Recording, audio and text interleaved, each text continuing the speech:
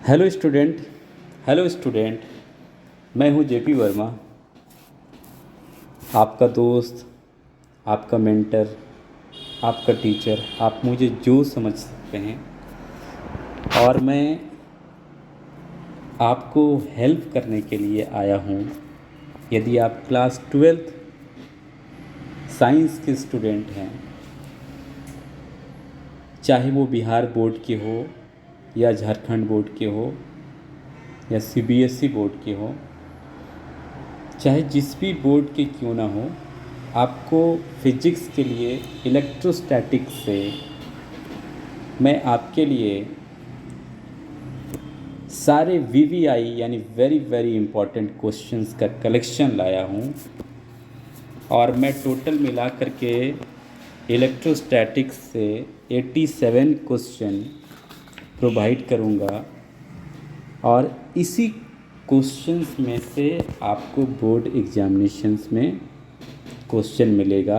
इस बात की मैं 100% गारंटी लेता हूँ। ये मैं इसलिए कह पा रहा हूँ क्योंकि मैं पिछले 11 साल से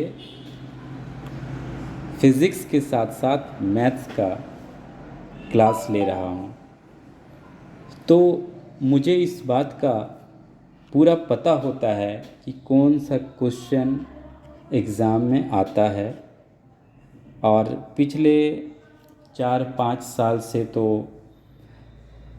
फिज़िक्स के साथ साथ मैथ्स का मेरे पढ़ाए हुए स्टूडेंट का जलवा रहा है। तो आपके स्क्रीन पर जो अभी क्वेश्चन दिख रहे हैं, इलेक्ट्रोस्टैटिक्स यूनिट 1, जिसमें टोटल 8 मार्क्स को पूछे जाते हैं, उसमें से ऑब्जेक्टिव क्वेश्चन एमसीक्यू यानी मल्टीपल चॉइस क्वेश्चन जो यहाँ पर हम डाल के रखे हैं वो 16 क्वेश्चन का कलेक्शन है। पार्ट 1, ये वीडियो का पार्ट 1 होने वाला है, तो इसमें हम 16 क्वेश्चन को रख रहे हैं और आगे पार्ट 2 पार्ट 3 भी आएगा। वीडियो को आगे बढ़ाते हुए क्वेश्चन पे डायरेक्ट आते हैं और आपको बताना चाहेंगे। ये क्वेश्चन नंबर 1 का यदि बात किया जाए, देखिए क्वेश्चन नंबर 1 का यदि बात किया जाए, आप सही से देख पा रहे होंगे, तो ये है किसी आवेशित खोखले गोलाकार चालक के भीतर विद्युत क्षेत्र की तीव्रता होती है। तो डियर स्टूडेंट, मैं बताना चाहूँगा आपको कि किसी भी चालक को यदि आवेश दिया जाता है, किसी भी चालक को आवेश दिया जाता है, तो उसका संपूर्ण आवेश उस चालक के बाहरी पृष्ठ पर वितरित होता है, यानी बंट जाता है। फिर से एक बार आप समझिए, ये क्वेश्चन भी आता है एग्ज़ाम में कि जब किसी चालक पर आवेश दिया जाता है तो उसका वितरण कहाँ होता है। तो याद रखिए, उसका वितरण जो होता है चालक के, उस कंडक्टर के पूरे सरफेस पर एक समान रूप से यानी यूनिफॉर्मली एक समान रूप से वितरित होता है। लेकिन क्वेश्चन यहाँ क्या बोला गया है, चालक के भीतर विद्युत क्षेत्र की तीव्रता क्या होती है। तो आवेश अंदर है ही नहीं, गोले के अंदर, खोखले गोले के अंदर कोई चार्ज नहीं रहता है, कोई फील्ड नहीं रहता, विद्युत क्षेत्र नहीं रहता है। तो इसका ऑप्शन नंबर सी हो जाएगा। ऑप्शन नंबर क्या हो जाएगा, सी, कि आवेशित खोखले गोलाकार चालक के भीतर विद्युत क्षेत्र की तीव्रता 0 होती है। इस क्वेश्चन को इस तरीके से पूछा जाता है, किसी चालक के अंदर विद्युत क्षेत्र की तीव्रता कितनी होती है, तो 0 होती है। स्टूडेंट, मैं एक चीज़ और कहना चाहूँगा कि आप एक चीज़ और समझ सकते हैं कि जब भी किसी क्वेश्चन में ऑप्शन 0 वाला हो, तो ज़्यादातर कंडीशन में 90% से ज़्यादा संभावना इस बात की हो जाती है कि जिस भी ऑप्शन में 0 है वही वाला आंसर होता है, लेकिन ये तो तुक्का मारने के लिए है। बाकी मैं आपको जो क्वेश्चन यहाँ डाल के रखा हूँ उसमें ये लॉजिक काम नहीं करता, ये बोर्ड एग्जामिनेशन के लिए ज़्यादा उपयुक्त रहता है। फिलहाल ये क्वेश्चन कंप्लीट होता है। एक आवेशित खोखले गोलाकार चालक के भीतर विद्युत क्षेत्र की तीव्रता 0 होती है, ऑप्शन नंबर सी। और इसका कॉन्सेप्ट क्या है कि आवेशित चालक के भीतर विद्युत क्षेत्र की तीव्रता 0 होती है, क्योंकि आवेश का वितरण पूरे सरफेस पर उसके बाहर होता है। चलिए, इस वीडियो को मैं ज़्यादा कॉन्सेप्ट को बता रहा था जिसकी वजह से लेट हुआ। आगे बढ़ते हैं।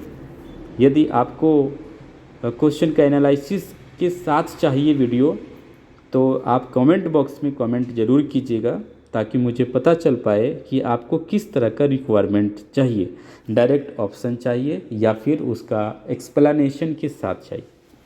दूसरा बात, नंबर 2 क्वेश्चन, किसी आवेशित खोखले गोलाकार चालक जिसकी त्रिज्या 10 सेंटीमीटर है और इसको 10 कूलम का आवेश दिया गया है, गोले के भीतर विद्युत विभव क्या होगी। देखिए, 1 नंबर क्वेश्चन कहता है गोले के भीतर विद्युत क्षेत्र की तीव्रता क्या होगी, और दूसरे नंबर पे पूछ रहा है गोले के भीतर विद्युत विभव क्या होगी। तो किसी भी गोले के अंदर जो होता है विभव वो 0 नहीं होता है, लेकिन विद्युत क्षेत्र या विद्युत क्षेत्र की तीव्रता 0 होती है, विभव 0 नहीं होता है। तो विभव कितना होता है, तो यदि मान लेते हैं कोई गोला है और इसकी त्रिज्या r है, ठीक है। तो और इसका सेंटर यहाँ पर है O। r त्रिज्या का कोई खोखला गोला है, इसको जब आवेश दिया जाएगा, मान लेते हैं +q आवेश दिया गया, तो इसका सारा आवेश इस खोखले गोले के बाहरी पृष्ठ पर वितरित होगा, वो भी एक समान रूप से। तो इस गोले के सरफेस पर कोई यदि P पॉइंट लेते हैं, तो जो फॉर्मूला होता है विभव का, वो कितना होता है आपको याद होगा, कितना होता है 1/4 पाई एप्सिलॉन नॉट Q/R, ऐसा होता है ना, Q/R। तो ये जब फॉर्मूला लगाएंगे तो बोला जाए तो आप ठीक से इसको देखेंगे, 1/4 पाई एप्सिलॉन नॉट, ये गोले को मैं हटा रहा हूँ तो और आपको अच्छा से दिखेगा, क्योंकि यहाँ हमको जगह कम पड़ रहा है। फार्मूला होता है 1/4 pi epsilon not into Q/R। किसका फार्मूला होता है, विभव का। देखिए, न्यूमेरिकल जानना ज़रूरी है, और न्यूमेरिकल जानने के लिए पहले उसका थ्योरी क्या कहता है वो जानना ज़रूरी है। तो अभी विभव पूछा गया है, कहाँ विभव पूछा है जी, विभव पूछा है गोले के अंदर। तो देखिए, गोले के अंदर और गोले के पृष्ठ पर विभव समान होता है। आप ये क्वेश्चन दिमाग में रखिए, चाहे गोले के पृष्ठ पर हो या गोले के अंदर हो, विभव क्या होता है, समान होता है। और फार्मूला ये वाला लगेगा, इस फार्मूले को आप लगाएंगे तो आपका फार्मूला क्या कहता है, ये 1/4 पाई एप्सिलॉन नॉट का वैल्यू क्या मिलेगा, 9 × 10⁹ है ना। और Q है, कितना चार्ज दिया गया है जी, चार्ज दिया गया है 10 कूलम, और इसका रेडियस कितना है, तो 10 सेंटीमीटर। देखिए 10 सेंटीमीटर है, इसको आपको मीटर में बदलना पड़ेगा। मीटर में बदलने के लिए 10⁻⁻2 से मल्टीप्लाई करना पड़ता है, 10⁻⁻2। तो टोटल मिला के क्या हो जा रहा है आपको, देखिए 10⁻2 ऊपर यदि जाता है, पहले तो ये 10 और 10 क्या होगा, कट जाएगा। तो 10⁻2 ऊपर जाता है तो 10⁻+2 हो जाएगा, और 10⁻- यहाँ 9 पहले से है, तो 9 और +2 मिलकर के 10⁻11 हो जाएगा, यानी 9 × 10⁻11। देखिए ऑप्शन नंबर सी में 9 × 10⁻11 यहाँ पर ऑप्शन नंबर सी में दिया गया है। तो क्वेश्चन नंबर 2 का जो आंसर हो रहा है वो ऑप्शन नंबर सी, ये भी सी हो रहा है। देखिए ये तो सी था ही, और ये वाला भी कितना होना है, इसका भी सी होना है। तीसरे क्वेश्चन की तरफ आते हैं। कहता है इलेक्ट्रॉन का विशिष्ट आवेश होता है। क्वेश्चन ये काफ़ी वेरी वेरी इंपॉर्टेंट क्वेश्चन है, इसलिए मैं आपसे डिटेल से बता रहा हूँ। क्वेश्चन को एक बार समझ जाइएगा, आपका थ्योरी सेक्शन भी कंप्लीट हो जाएगा और अब एमसीक्यू तो वो हो ही जा रहा है और बहुत इंपॉर्टेंट है। वीडियो को लास्ट तक देखिए, आपको मैं गारंटी लेता हूँ इस 16 क्वेश्चन में से कोई क्वेश्चन आ सकता है। आप कहीं भी ट्यूशन ले रहे होंगे, ऑब्जेक्टिव क्वेश्चन का कलेक्शन में पूरा 87 क्वेश्चन देने जा रहा हूँ। मज़ा आ जाएगा क्वेश्चन जब एग्ज़ाम में आप करके आएंगे तो। देखिए 3 नंबर क्वेश्चन कहता है इलेक्ट्रॉन का विशिष्ट आवेश होता है। देखिए इलेक्ट्रॉन का कोई भी चार्ज का किसी भी आवेश का यदि विशिष्ट आवेश निकालना हो ना तो उसके मास से मल्टीप्लाई कर दीजिए। क्या बोले कि उसके मास से मल्टीप्लाई कीजिए, यानी इलेक्ट्रॉन का विशिष्ट आवेश इज इक्वल टू Q/m/e। ये हो गया उसका विशिष्ट आवेश, समझ रहे हैं। Q/, तो इलेक्ट्रॉन का चार्ज क्या होता है जी 1.6 इंटू 10⁻⁻19 कूलम। और इलेक्ट्रॉन का मास क्या होता है तो 9.1 इंटू 10⁻⁻31 kg। जब आप Q और me का कैलकुलेशन यानी Q/me का कैलकुलेशन करेंगे तो जो इसका आंसर आएगा वो ए नंबर आएगा। ये ए नंबर आएगा, कितना हो जाएगा कितना हो जाएगा ए हो जाएगा, इसका ऑप्शन नंबर ए हो जाएगा 1.8 इंटू 10⁻11 कूलम पर केजी। ये आप याद भी रख सकते हैं, डायरेक्ट याद रख सकते हैं, क्योंकि उस टाइम एग्ज़ाम के टाइम में आपको कैलकुलेशन करने का टाइम नहीं मिलेगा। तो इलेक्ट्रॉन का विशिष्ट आवेश कितना होता है 1.8 इंटू 10⁻11 कूलम पर केजी।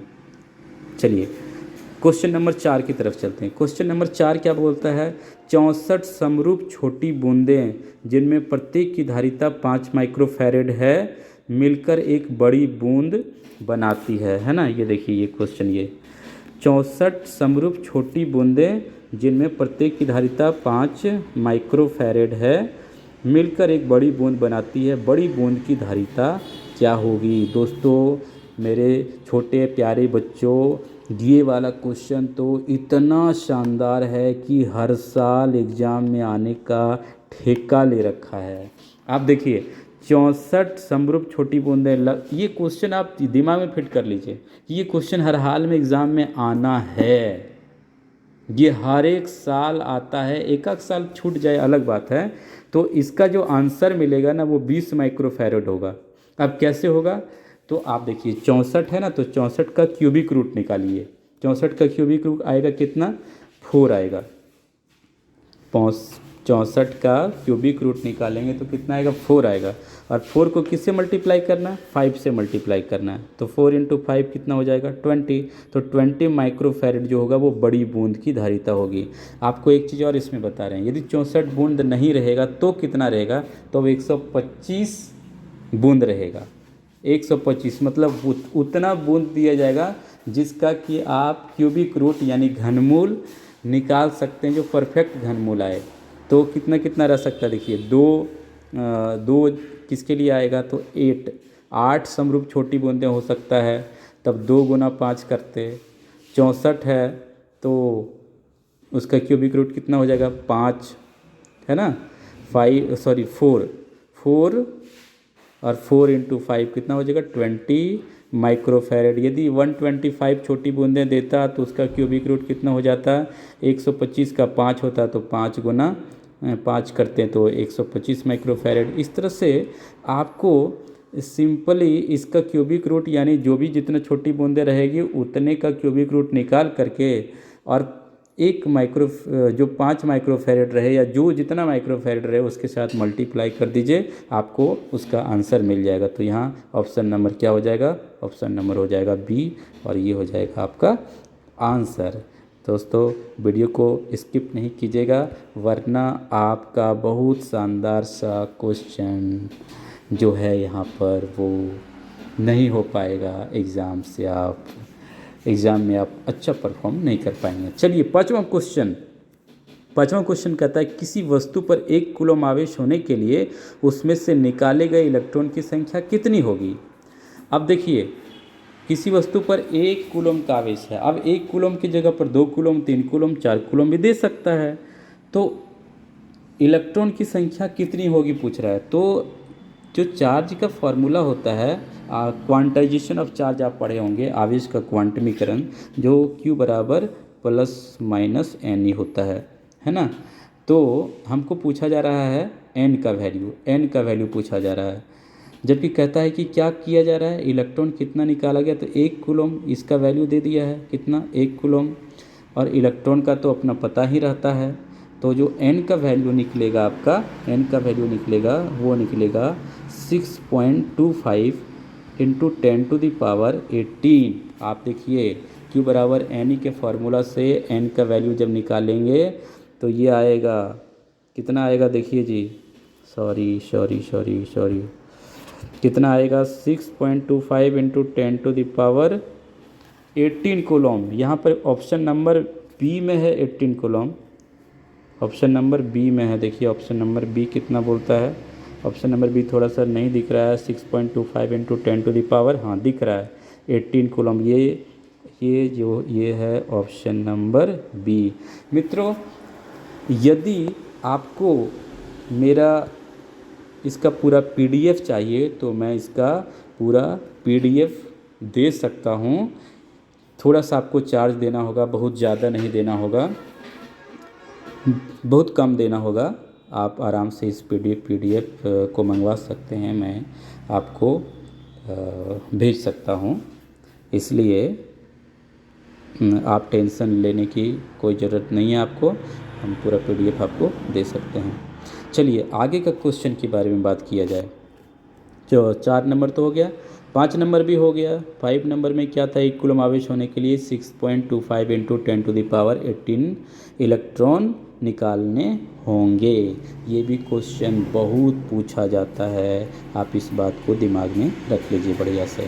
आप इस क्वेश्चन को आप लिख भी सकते हैं अपनी कॉपी में, बहुत शानदार तरीके से आप लिख सकते हैं। और नहीं क्वेश्चन यदि आया एग्ज़ाम में तो आप हमको पर्सनली फ़ोन करके बोलिएगा सर क्वेश्चन ही नहीं आया। ऐसा हो ही नहीं सकता है, बिल्कुल कभी नहीं हो सकता है। अगला क्वेश्चन 6 नंबर कहता है विद्युतशीलता का मात्रक क्या होता है। विद्युतशीलता का मात्रक क्या होता है, तो देखिए ये तो फार्मूला से आएगा डी, ऑप्शन नंबर डी में ए और सी दोनों ऑप्शन होगा। विद्युतशीलता यानी कूलम स्क्वायर पर newton meter square, coulomb square पर न्यूटन मीटर स्क्वायर, और ये तो ए हुआ। और सी में है फैरेड पर मीटर। ये ऑप्शन नंबर ए और सी ये दोनों है, तो ऑप्शन नंबर क्या हो जाएगा, ये ऑप्शन नंबर डी हो जाना है, ऑप्शन नंबर डी हो जाना है इसका। देखिए मैं पहली बार YouTube चैनल पर आकर के आपको ऑब्जेक्टिव क्वेश्चन दे रहा हूं। हालांकि मैं YouTube पर नहीं था, मैं ऑफलाइन क्लास ज़्यादा करता था।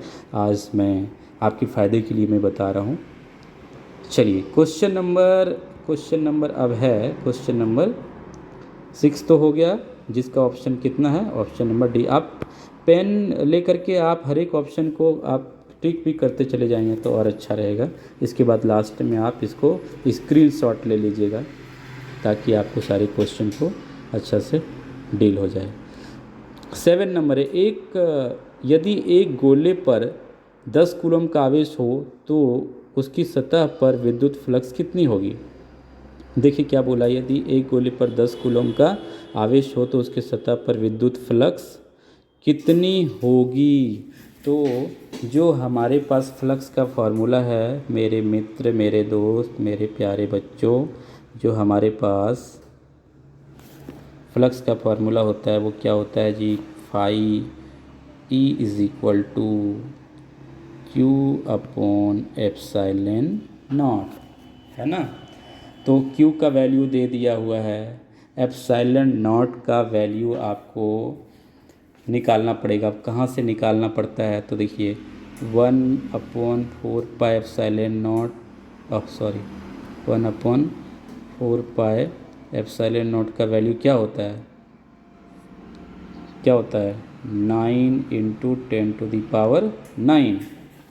अब हम सिर्फ एप्सिलॉन नॉट का वैल्यू यदि चाहेंगे तो एप्सिलॉन नॉट क्या हो जाएगा, एप्सिलॉन नॉट उधर चला जाएगा, एप्सिलॉन नॉट उधर चला जाएगा और 9 इंटू 10⁹ नीचे आ जाएगा।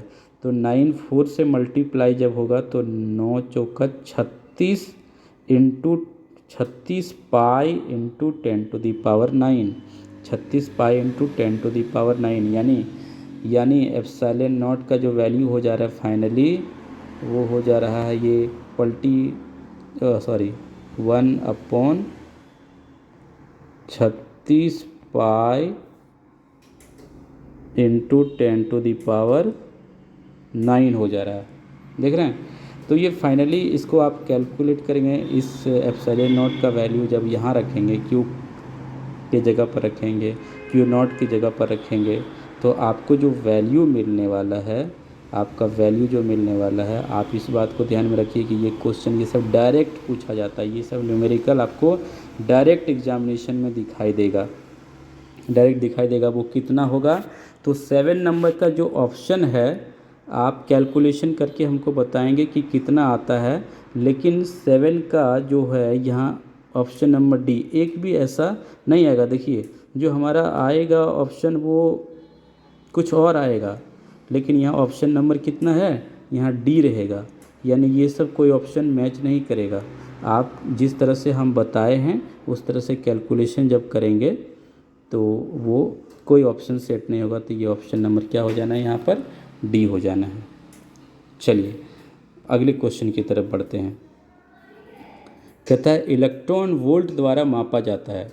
देखिए इलेक्ट्रॉन वोल्ट द्वारा ऊर्जा को मापा जाता है, इलेक्ट्रॉन वोल्ट द्वारा ऊर्जा को मापा जाता है। 9 नंबर क्वेश्चन है एप्सिलॉन नॉट की विमा होती है, यानी एप्सिलॉन नॉट की जगह पर आपको पूछा जाएगा विद्युतशीलता का विमा होता है, विद्युतशीलता का डायमेंशन, परमिटिविटी का डायमेंशन पूछा जाएगा। तो 9 नंबर में आपको ऑप्शन नंबर बी जो है आपका, ऑप्शन नंबर बी ये आपका इसका डायमेंशन होता है। आगे कहता है विद्युत फ्लक्स, विद्युत फ्लक्स का यूनिट क्या होता है, तो विद्युत फ्लक्स का यूनिट मेरे मित्र मेरे दोस्त कूलॉम स्क्वायर पर न्यूटन मीटर स्क्वायर के साथ साथ आपको सॉरी ये नहीं होता है, ये नहीं, विद्युत फ्लक्स का जो मात्रक होता है वो होता है न्यूटन मीटर स्क्वायर पर कूलॉम और वोल्ट मीटर भी होता है, यानी दोनों होता है। आपको एग्ज़ाम में दोनों में से एक ऑप्शन देगा, मैं दोनों दे दे रहा हूँ ताकि आपको एग्ज़ाम में चूज करने में कोई दिक्कत नहीं है। विद्युत फ्लक्स का जो मात्रक होता है वो न्यूटन मीटर स्क्वायर पर कूलॉम, ऑप्शन नंबर बी, और option number C volt meter दोनों होता है, यानी ऑप्शन नंबर डी है आपका। चलिए आगे क्वेश्चन कहता है 11 नंबर क्वेश्चन देखिए, ये वाला ये क्वेश्चन है, क्या कहता है किसी विद्युत क्षेत्र में धन आवेश पर लगने वाले बल की दिशा होती है, किसी विद्युत क्षेत्र में धन आवेश पर लगने वाली बल की दिशा होती है। देखिए इसको आप समझिए बढ़िया से। मान लेते हैं विद्युत क्षेत्र आपका इस तरह से बना हुआ है, इस तरह से बना हुआ है विद्युत क्षेत्र, ठीक है। अब ये विद्युत क्षेत्र बनाने के बाद इस पर कोई पॉजिटिव चार्ज रख देते हैं, क्या रख देते हैं, पॉजिटिव चार्ज रख देते हैं। अब देखिए क्या होता है ना, जब भी विद्युत क्षेत्र खींचते हैं, विद्युत बल रेखाएं ये सारा है, तो विद्युत बल रेखाएं हमेशा धन आवेश से निकलती है और ऋण आवेश में प्रवेश करती है। तो धन आवेश पक्का इधर होगा और ऋण आवेश किधर रहा होगा, इधर होगा। तब तो देखिए लेफ़्ट टू राइट विद्युत बल रेखाएं जा रही है।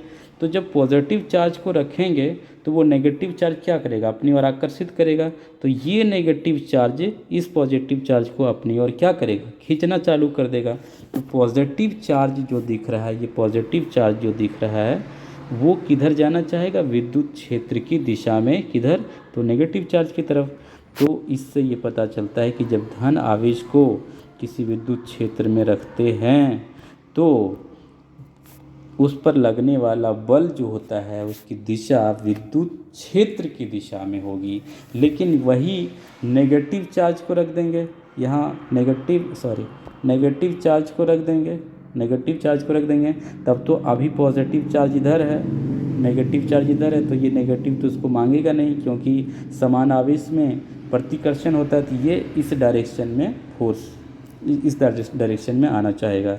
यानी ऋण आवेश पर जो विद्युत क्षेत्र में लगने वाला बल की दिशा होती है वो विद्युत क्षेत्र के विपरीत दिशा में होती है। देखिए यहाँ पर क्या लिखा हुआ है, धन आवेश पर लगने वाले बल की दिशा विद्युत क्षेत्र की दिशा में, ऑप्शन नंबर ए हो जाएगा, ऑप्शन नंबर ए हो जाएगा। लेकिन विद्युत नेगेटिव चार्ज पर लगने वाला फोर्स का जो डायरेक्शन होगा वो विद्युत क्षेत्र के विपरीत दिशा में होगा, आप इसे भी याद रखिए। अगला बोले, अच्छा ये पूछा जाए कि विद्युत धन आवेश भी बात नहीं करेगा, ऋण आवेश पर का भी बात नहीं करेगा। पूछेगा किसी विद्युत क्षेत्र में एक आवेश पर लगने वाली बल की दिशा किधर होगी, आवेश, तो यहाँ ना पॉजिटिव का बात किया ना नेगेटिव का बात किया, तो हम लोग क्या बोल सकते हैं कि दो ऑप्शन हो सकता है, विद्युत क्षेत्र की दिशा में या, हाँ तो मित्र ये बोल रहे थे, थोड़ा कोई आ गया था, मेरे एक मित्र आ गए थे जिसकी वजह से हम थोड़ा वीडियो पॉज किए हुए थे।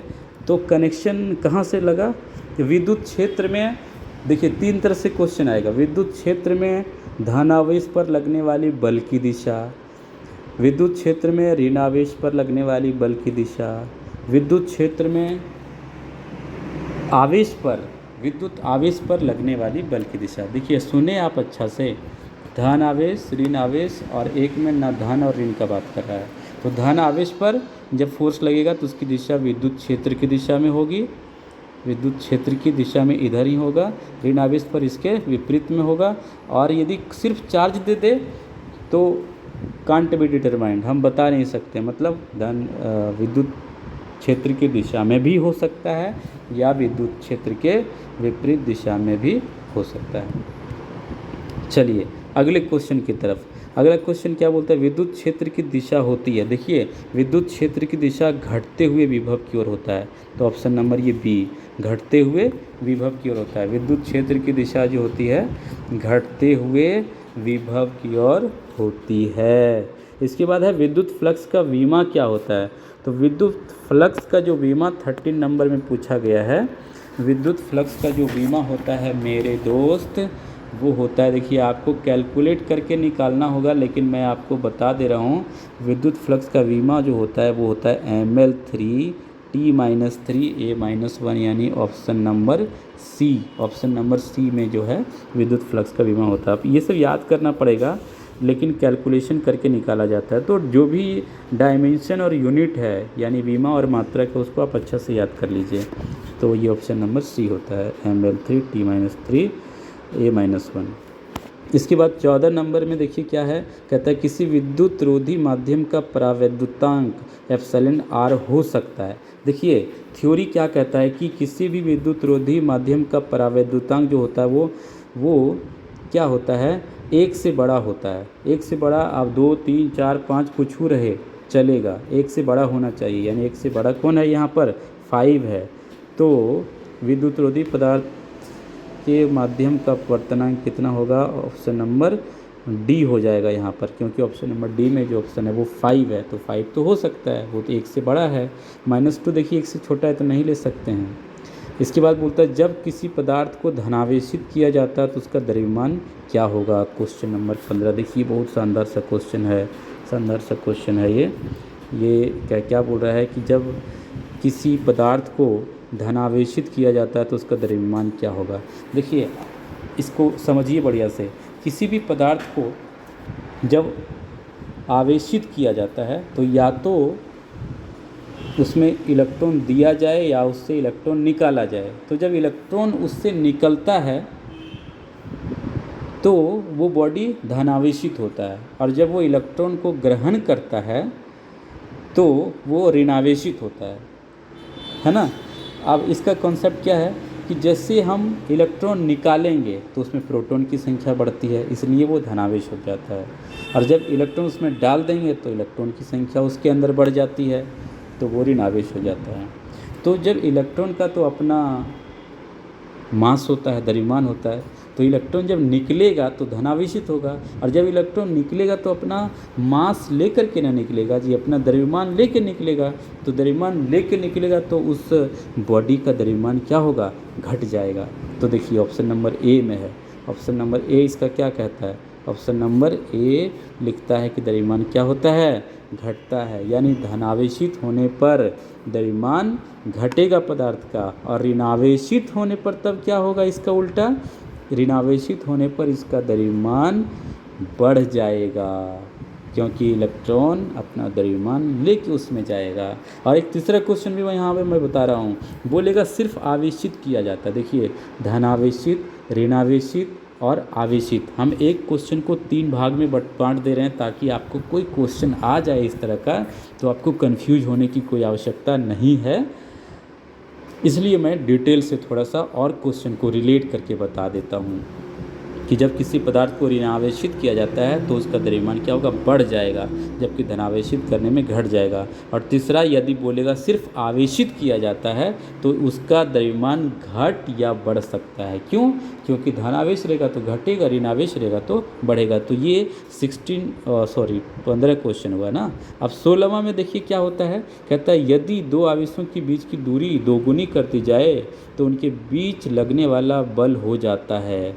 देखिए दूरी क्या होता है कि फोर्स का जो फार्मूला होता है कूलॉम के नियम से हम लोग डालते हैं कितना, 1/4πε0 Q1 Q2 अपॉन r², यही ना होता है। अब क्या कहता है, दूरी दोगुना कर दिया जाए। अब r से 2r कर दिया जाए, r के जगह पर क्या हो जाएगा 2r, 2r का स्क्वायर करेंगे तो कितना हो जाएगा 4r² हो जाएगा। तो देखिए 4 ये r² है, यहाँ 4r² हो गया। तो ये 4 को साइड यदि कर लिया जाए तो पता चलेगा कि सामने कितना आ गया 4, और बाकी रेस्ट तो वही रह जाएगा।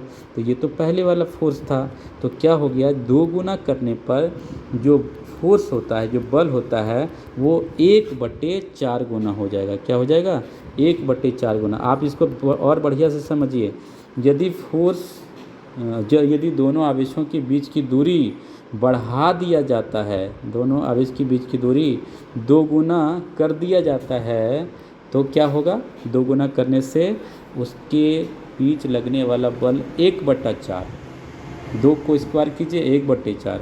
यदि 3 गुनी दूरी बढ़ाई जाए, 3 गुनी दूरी कर दी जाए तो 1/9 यानी 1/9 गुना हो जाएगा, 3 का स्क्वायर 1/9।